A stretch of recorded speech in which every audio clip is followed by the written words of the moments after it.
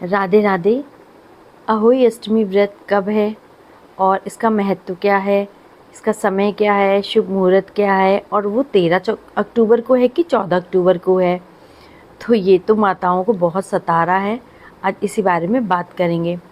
अहोई अष्टमी 2025 व्रत जो है ये बहुत ही ज़्यादा महत्व रखता है। ये व्रत माताएं अपने संतान की लंबी आयु, अच्छे स्वास्थ्य, उज्जवल भविष्य के लिए करती हैं। ये व्रत करवा चौथ से 4 दिन बाद और दिवाली से 8 दिन पहले कार्तिक मास के कृष्ण पक्ष की अष्टमी तिथि को होता है। इस साल अहोई अष्टमी का व्रत 13 अक्टूबर सोमवार को रखा जाएगा। यह व्रत अपने संतान के प्रति माँ के अटूट प्रेम और समर्पण को दर्शाता है। मान्यता है कि इस व्रत के प्रभाव से अहोई माता प्रसन्न होती हैं और संतान की सभी विपत्तियों से रक्षा करती हैं उनकी। जिन माताओं को संतान प्राप्ति में समस्या आ रही होती है उनके लिए भी ये व्रत बहुत ही फलदायी माना जाता है। इस व्रत को करने से परिवार में सुख, समृद्धि, खुशहाली आती है।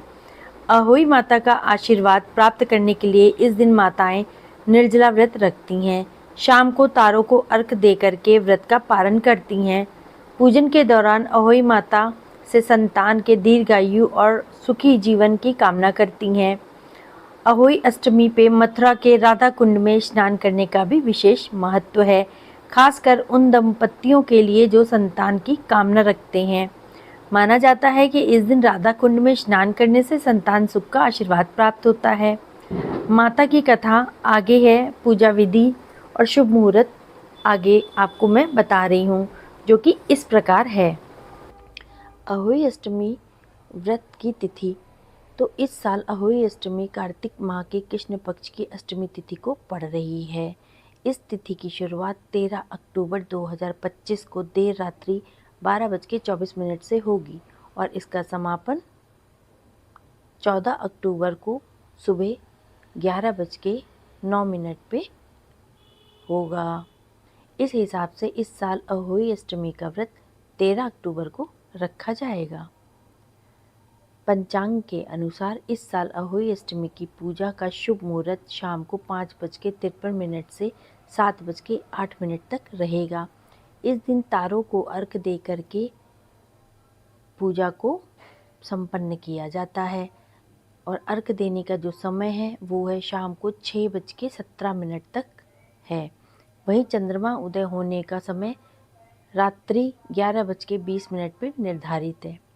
इस समय माताएं अहोई अष्टमी माता की विधि पूर्वक पूजा करती हैं और व्रत का पालन करती हैं। अहोई अष्टमी व्रत को करने से अहोई अष्टमी माता संतान को लंबी आयु, अच्छा स्वास्थ्य, सुख, समृद्धि प्रदान करती हैं। धार्मिक मान्यता है कि यह व्रत न केवल संतान के कल्याण के लिए बल्कि परिवार में खुशहाली, सुरक्षा के लिए भी अत्यंत लाभकारी है। निसंतान महिलाएं इस व्रत को रख के संतान सुख की प्राप्ति की कामना करती हैं। यह व्रत पालन कठिन माना जाता है क्योंकि इस व्रत को निर्जला रखा जाता है, लेकिन इसके विधि पूर्वक पालन करने से माता की कृपा और आशीर्वाद की प्राप्ति होती है। माता बहुत दयालु हैं। अहोई अष्टमी माता कौन है, इस बारे में सबको जानकारी नहीं है, तो अब हम उस बारे में बात करेंगे। अहोई माता को माँ पार्वती का रूप भी माना जाता है। इन्हें खास तौर पर संतानों की रक्षा, उनकी लंबी उम्र देने वाली देवी के रूप में पूजा जाता है। धार्मिक मान्यता है कि इनकी पूजा करने से महिलाओं को कुंडली में ऐसे योग बनते हैं जो बांझपन, गर्भपात और संतान की असमय मृत्यु और दुष्ट संतान से जुड़ी समस्याओं से मुक्ति मिलती है। पौराणिक कथाओं के अनुसार अहोई माता का रूप शाही नेवले के रूप में दर्शाया गया है। कहा जाता है कि प्राचीन समय में एक महिला जो अपने पुत्रों की माँ थी, जंगल में मिट्टी खोदते समय गलती से शाही के बच्चों को मार देती है। इसके बाद वह महिला देवी से क्षमा याचना करती है। उसकी तपस्या से प्रसन्न होकर देवी उसे आशीर्वाद देती हैं और उसकी संतान सुरक्षा की कामना करती हैं। तभी से माताएं अहोई माता की पूजा करके अपने संतान की दीर्घायु और कल्याण की कामना करती हैं। विधि पूर्वक कैसे पूजा की जाती है, इसका पूजा विधान क्या है। अहोई माता की पूजा करने के लिए आपको सुबह स्नान करके साफ़ सुथरे वस्त्र धारण करने हैं और घर पे किसी भी दीवार को साफ़ करके उस पे कुमकुम से अहोई माता की तस्वीर बनानी है, या फिर बाज़ार में बना बनाया कैलेंडर भी मिलता है अहोई अष्टमी का, वो लेके आना है। माता के सामने दीपक जलाना है, उनकी कथा को सुनना अथवा पढ़ना है। बच्चे की लंबी उम्र, अच्छे स्वास्थ्य और सुरक्षा की प्रार्थना करनी है। शाम को जब तारा दिखाई दे तो उसको अर्घ्य देके मंत्रों का जाप करना है। व्रत निर्जला रखा जाता है। इस दिन माताएं बिल्कुल भी जल ग्रहण नहीं करती हैं और व्रत करती हैं, कुछ भी खाती पीती नहीं हैं। हलवा, पूड़ी, मिठाई, गुलगुले का भोग माता को अर्पित किया जाता है। फिर पूरी परिवार के साथ बैठ के पूजा की जाती है, व्रत को खोला जाता है। कई कई जगहों पे तो ये पूजा बहुत ही ज़्यादा विधि विधान के साथ की जाती है। जैसे करवा चौथ होता है, सुबह के समय उठ करके माताएं स्नान करके पूजा पाठ करती हैं और सारा दिन निर्जला व्रत रखती हैं, जैसे करवा चौथ का व्रत होता है। लेकिन करवा चौथ के व्रत में 4 बजे पूजा की जाती, कथा सुनी जाती है। तो लेकिन इसमें पूरे जब तक तारे नहीं आ जाते हैं तब तक बिल्कुल निर्जला व्रत होता है।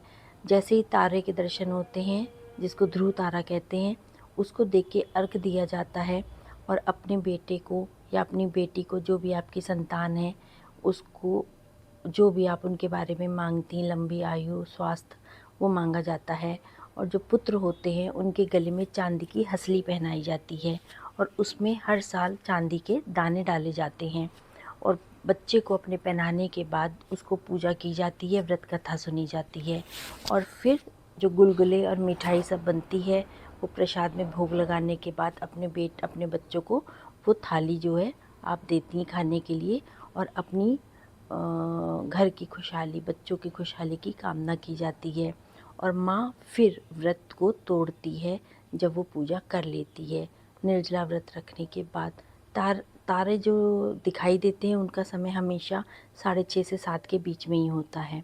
तो उस समय पूजा करने के बाद व्रत को तोड़ा जाता है और अपने बच्चे की लंबी आयु की कामना की जाती है और बच्चों को जो भी आपने भोग लगाया है वो उनको दिया जाता है, उपहार दिया जाता है, बच्चे को पैसे दिए जाते हैं। तो इस तरीके से ये सब किया जाता है और माताएं इस व्रत को बहुत ही स्नेह से करती हैं, उनके बच्चों को दीर्घायु प्राप्त होती है।